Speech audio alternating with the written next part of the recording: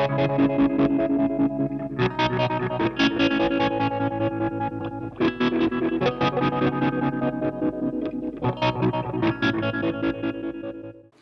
everyone, as I mentioned in the 2014-15 update video, I'd be doing a short video on how to set up some LED strip lighting like I've set up on my desk behind me. I'll just show what I mean by that. I'll switch it on. Now obviously this is the sort of thing that helps if you're in a dark room.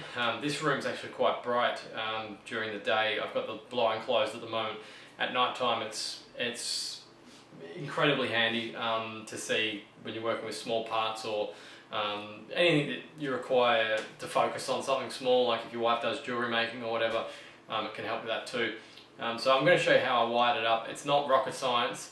If you look on the internet you might get a little bit confused as to what to actually buy, but it's pretty straightforward, and this might answer a few questions for you so you can work out what you need to set up your LED lighting at home.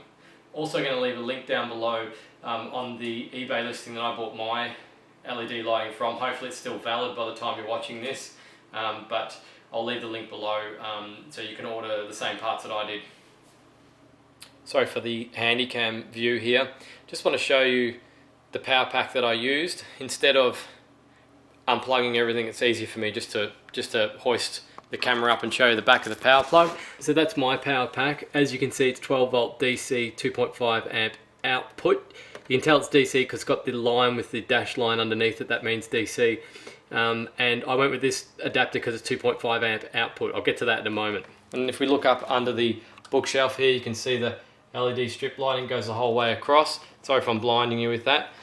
So when you're out here, you can't actually see it because it's up behind the bookshelf. So that's how I set mine up. I use 2.5 amp DC power pack because the more current that's available on the power pack, the longer the strip of lights you can add, and you can calculate that. If you look on the eBay listing that should be down below, the link should be down below. That eBay listing that I had, it had the power. I think it was wattage per meter, but you can calculate how much ampage you need for depending on how long a strip you want. So I mean, I've got probably it would be about 1.5 meters here with a 2.5 amp, but you don't want to go to the limit of your power pack either because you might burn it out, so you leave a bit of headroom as well. 20 or 30% should be pretty safe, I'd imagine. But I've had some that have said on there that they've been rated at, you know, like 1 amp, and I've been way below and they've burnt out. So that I think sometimes the manufacturer stretches the truth a bit on the back of these DC power packs. But you can use any DC power pack that you want. Just got to make sure you wire up the polarity the right way on the DC jack when you wire it up to the LED strip lighting. So let's have a look at some of the parts that you'll need, or some of the accessories that you can buy with the LED strip lighting. So this is what I have left from my LED strip lighting. I've got quite a bit of the reel left, and as you can see, 12 volt DC. I've gone SMD 505.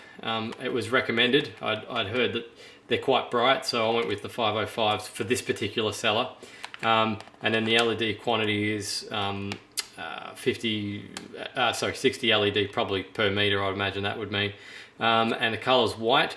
You can get a red, blue, green if you want, but because you need 3 LEDs per color, you end up with a dimmer LED. So if you're using it for practical purposes, you're better off just going white. And I didn't go waterproof, obviously, because I'm inside, and it's actually a 5 meter roll there. So let's have a look at what's in here. This is all the LED stuff that I have left over. As you can see, first things first, you've got the reel. As you can see, I've got a lot of reel left. There's a heap of it. And the actual reel has, when you first get it, actually has the these wires attached to the end. So you know, you can cut it at any point that you want. So if you want only 3 LEDs, you can do that. You just cut it small. If you want 1 meter, then you just measure out 1 meter and you just cut it on the line where the scissor mark is. Again, it comes back to how much lighting you want and the current output of your DC jack. So I could still, if I wanted to do another line, you might be sort of thinking, well, how are you going to do it now because you haven't got anything on the end? These are actually used to sort of connect one piece of LED strip lighting to another. So if you wanted to go across 1 meter and then you want to double, so you want to go back as well, so you want two 1 meter strips, you'd use one of these to connect the two together. It's basically just, let's see if I can open this. Someone who bites their fingernails, I actually don't have any, so it makes this difficult. There we go. So you've got these little spikes in there and you put it in. It's pretty straightforward. You put it in obviously down, so it makes a connection, and then you just push that down and it makes a connection. Then you do the same on the other end, and that's how you connect the two together. So yeah, you basically just measure it out to as far as you want, cut it where you want it. Oh yeah, the question of how would I end up connecting, how would I do a new strip? I'd probably just use one of these connectors, connect it on one end, and then just cut that little connector off there, and then you've got bare wire that you can solder onto. So that would be pretty straightforward. So I'm actually probably going to put some in the garage as well on my workbench, because it's really effective lighting.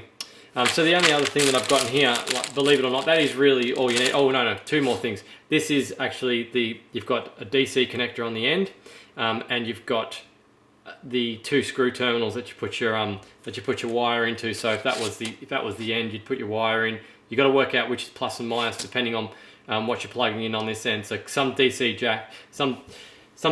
power packs have positive barrel, some have negative barrel. You're going to work out which one's which, and then just make sure you wire it up the right way on the other end, which is pretty straightforward. And then yeah, the only other accessory that I bought was this dimmer switch, and the idea is that you can increase and decrease the light. I'm not sure what speed is. I think maybe it's a flashing mode or something, but it doesn't work. It's useless. Just doesn't work.